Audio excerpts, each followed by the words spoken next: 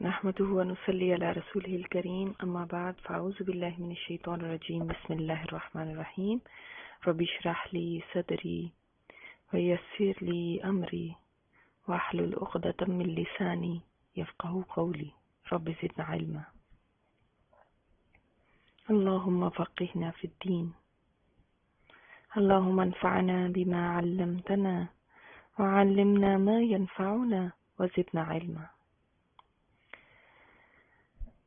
الحمدللہ اللہ تعالیٰ نے ہمارے لیے دیکھنا نصیب کیا ایک شمسی سال بھی، نیا شمسی سال، اور اس دوران ہمارا سفر کا مہینہ شروع ہوتا ہے، جس کے سلسلے میں میں ضرور اس دفعہ بات کرنا چاہوں گی کیونکہ سوال بھی آیا تھا، اور دوسرے یہ کہ اس کے بارے میں بہت ساری مسکنسیپشنز بھی ہیں اور بہت ساری سپرسٹیشس باتیں اس کے ساتھ ریلیٹڈ ہیں۔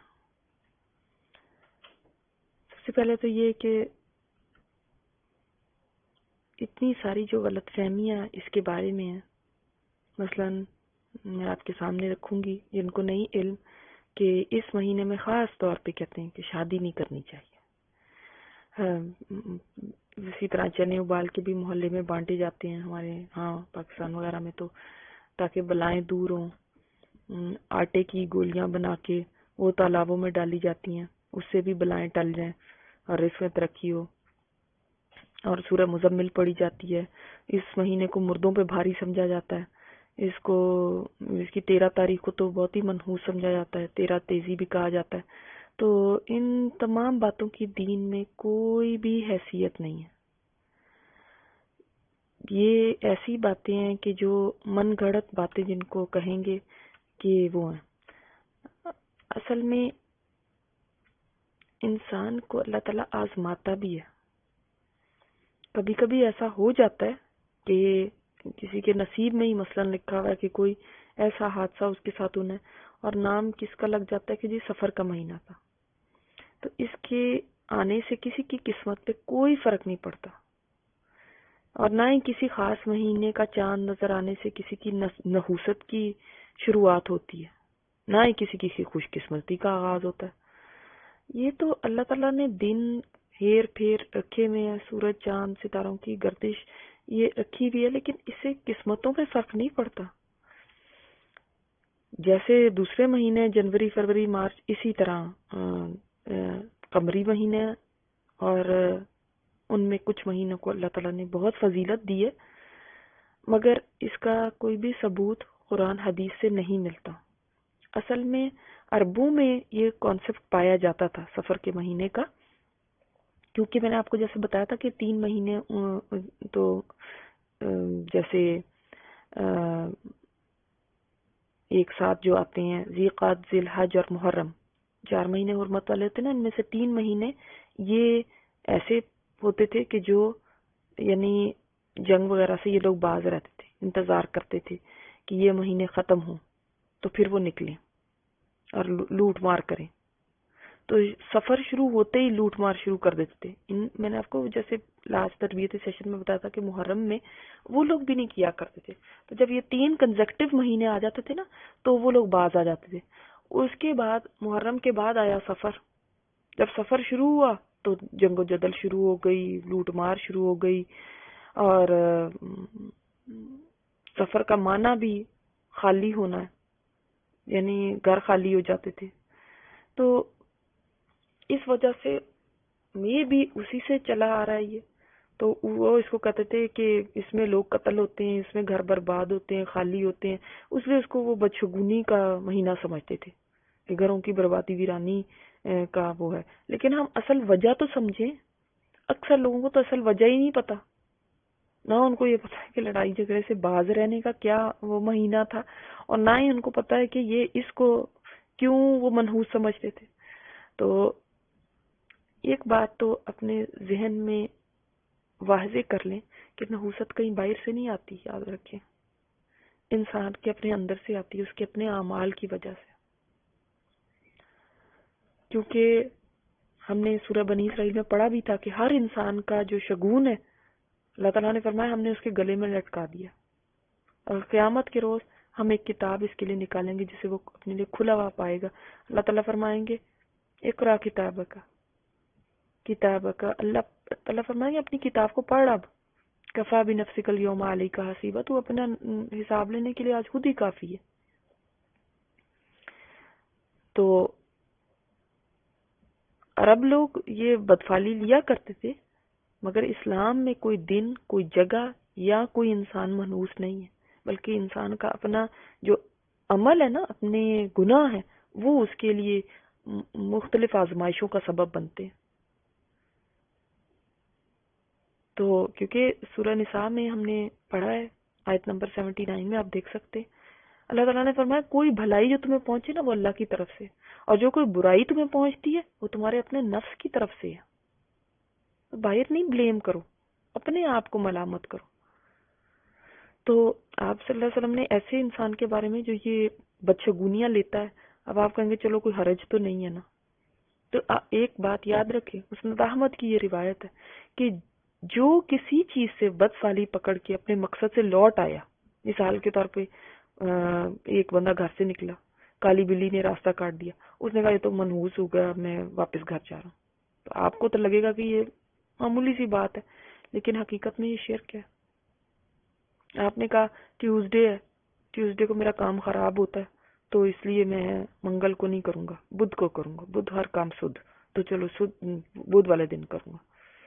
یا ہم نے اس مہینے میں نہیں شادی کرنی کیونکہ یہ سفر کا مہینہ شروع ہو گیا، تو یہ نوزت کا مہینہ ہے، یہ برا پڑے گا شادی پہ، تو ہم نے نہیں کرنی.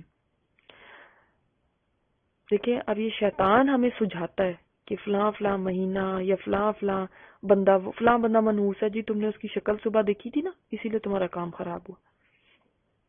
آنکھ پھڑکی ہے نا تمہاری، اب کچھ برا ہونا ہے. ٹھیک ہے، اب تمہیں کھجلی ہو رہی ہے نا ہاتھ میں، اب ضرور تمہارا آج یہاں تم کچھ ملے گا، اب اس ہاتھ میں ہو رہی ہے تو کچھ چلا جائے گا. اور یہ رنگ ہے نا، یہ تم پہنتی ہو نا، ہمیشہ نحوست کا رنگ ہے تمہارے اوپر، نہیں وہ یہ کرتا تمہارے اوپر نحوست لے کر آتا ہے، تو کالا رنگ نہ پہنو. کوئی سفید نہیں پہنتا، کوئی کالا نہیں پہنتا، کوئی کچھ نہیں. اب یہ ساری خود بنائی ہوئی چیزیں، یہ نہ صرف حرام ہے بلکہ ان میں شرک ہے. کیسے؟ اب یہ میں آپ کو آگے یہ حدیث بیان کرتی ہوں کہ جو کسی چیز سے بدفعلی پکڑ کر اپنے مقصد سے لوٹ آیا اس نے شرک کیا. تو صحابہ کرام نے پوچھا ہے اللہ کے رسول اس کا کفارہ کیا ہوگا؟ فرمایا کہ کفارہ سنیں آپ، وہ کہے کہ اللہ تیری دی ہوئی بھلائی کے سوا کوئی بھلائی نہیں ہے، اور تیری فعل کے سوا کوئی فعل نہیں ہے، اور تیرے علاوہ کوئی الہ نہیں ہے. نہیں، اس نے تو اس کو الہ بنا لیا کہ میرا نفع نقصان اس کے ہاتھ میں. تو پھر آپ اللہ کو کیسے کہتے ہیں کہ آپ جب کہتے ہیں کہ اللہ تعالیٰ ہی کوئی فائدہ پہنچانا چاہے اور اللہ نہ چاہے تو وہ کوئی نہیں آپ کو فائدہ دے سکتا، کوئی نقصان پہنچانا چاہے اور اللہ نہ چاہے تو کوئی آپ کو نقصان نہیں دے سکتا، تو یہ تو آپ نے جھوٹی پھر بھی بات کہی ہے نا. تو اس لیے اور یہ توہمات ہے، یہ انسان کو کمزور کر دیتی ہے. تو اللہ کی ذات پہ پورا ایمان رکھے نا، پورے کے پورے اسلام میں داخل ہونا، ایسے خیالات کو دل سے نکال دیا کریں، یہ شیطانی ہے، اور اپنا کام کریں. آپ صلی اللہ علیہ وسلم کی ایک اور حدیث ہے ابو داؤد کی، آپ صلی اللہ علیہ وسلم نے فرمایا بدشگونی شرک ہے، بدشگونی شرک ہے، بدشگونی شرک ہے، 3 دفعہ فرمایا. اور ہم میں سے کوئی ایسا نہیں مگر اسے وہم ہو جاتا ہے، لیکن اللہ تعالیٰ توکل کی وجہ سے اسے دور کر دیتے ہیں.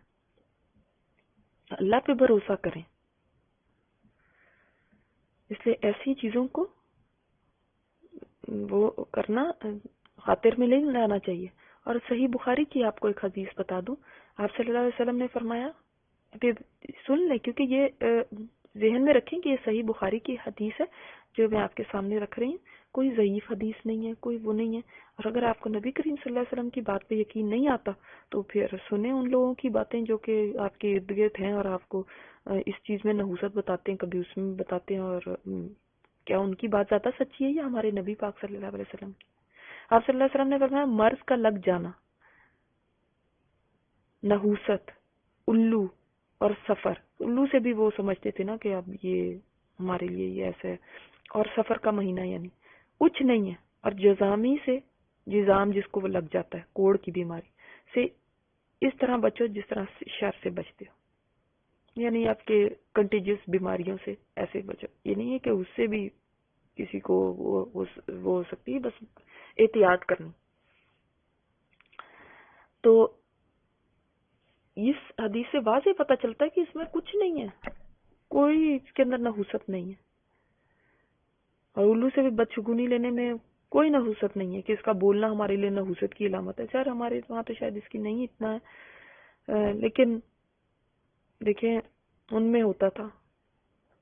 تو ہمارے یہاں اسی طرح 13 تاریخ کو سمجھا جاتا ہے، اس کو منحوس سمجھتے ہیں. تو ایسی چیزوں کو ذہن سے نکالیں اور اسٹرانگ بنیں.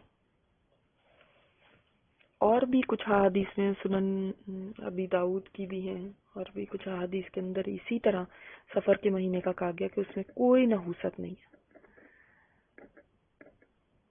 ٹھیک ہے، تو مجھے امید ہے کہ آپ یہ بات سمجھ آ گئی ہوگی کہ کہاں سے اوریجنیٹ ہوا، کیوں لوگ اس طرح سے کہتے ہیں.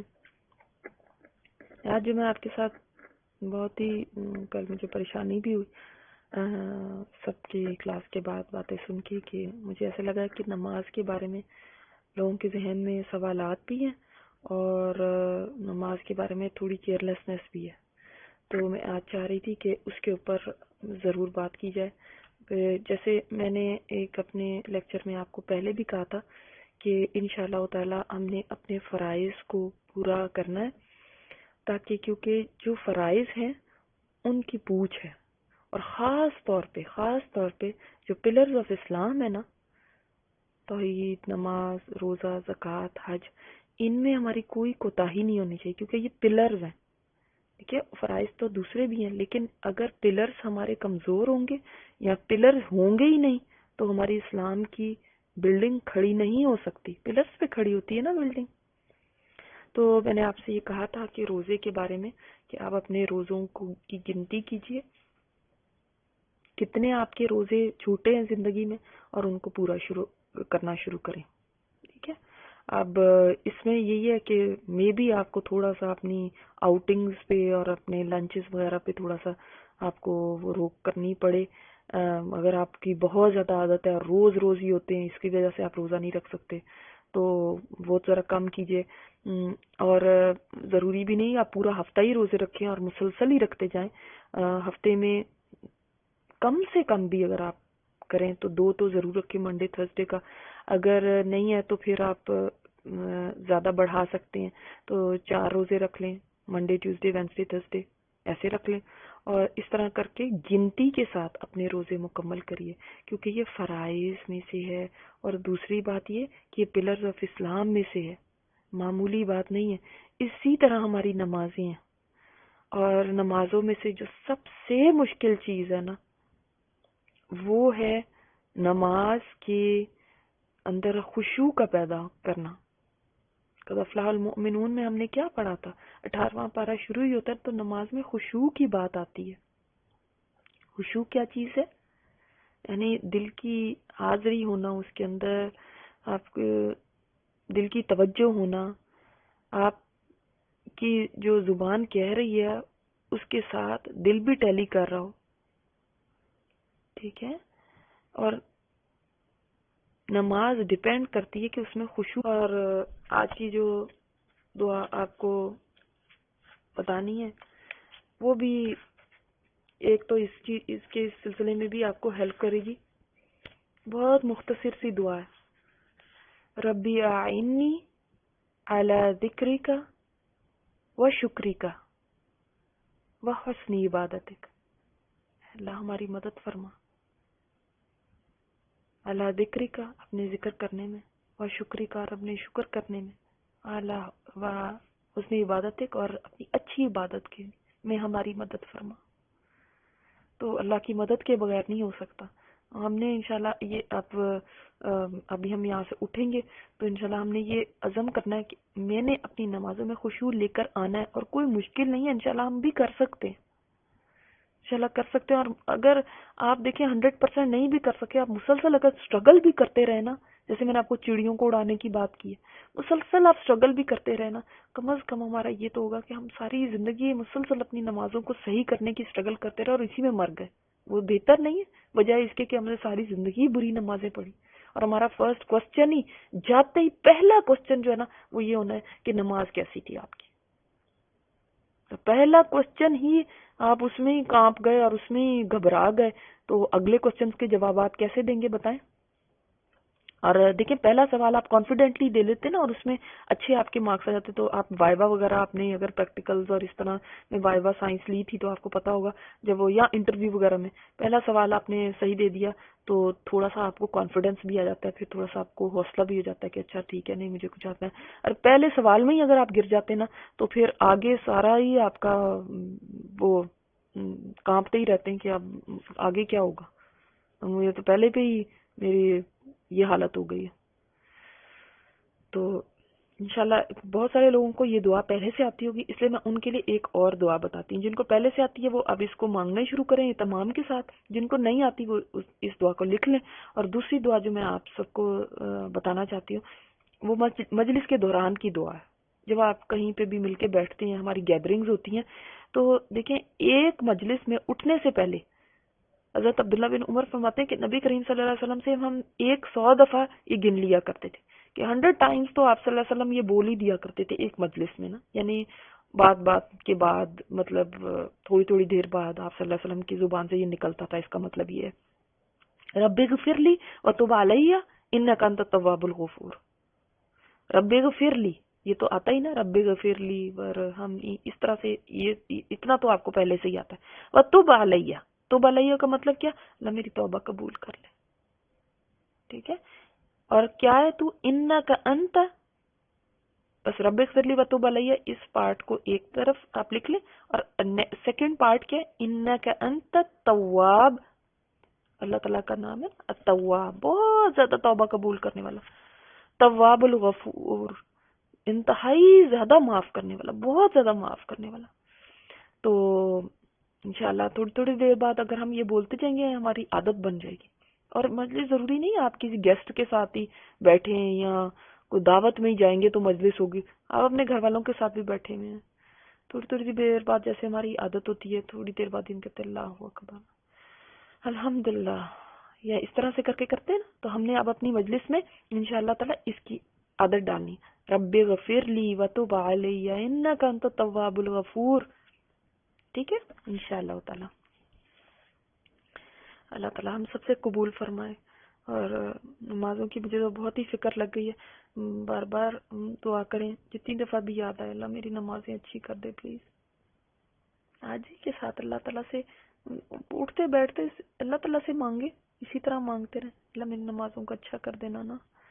یہ نہ ہو کہ مار کے یہی نمازیں لے کے چلی جاؤں، اللہ پچھلی ایک کا معافی دے دینا اور اگلی کے اندر اللہ تعالیٰ توفیق عطا فرمانا کہ ان کو میں اچھی طرح سے پڑھ سکوں.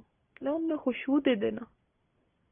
ایک رکعت بھی نہیں زندگی میں نصیب ہوئی کہ پورے خشوع کے ساتھ ہو، ایک سجدہ نہیں نصیب ہوا کہ ایسا ہو کہ صرف تیرے آگے جھکی ہوں کوئی اور نہ خیال آیا ہو. ہاں، تراویوں کی بھی پڑھی نمازیں اور اللہ لیلۃ القدر کی بھی پڑھی اور اللہ نوافل بھی پڑھے اور فرائض بھی پڑھے، سارے ہی لولے لنگڑے پڑھ لیے، ساری بیمار نمازیں لے کے اللہ تیرے سامنے کیسے کھڑی ہوں گی.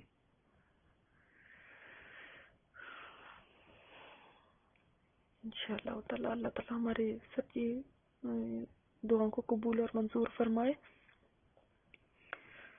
سبحانک اللہم و بحمدک نشہد ان لا الہ الا انت نستغفرک و نتوب الیک.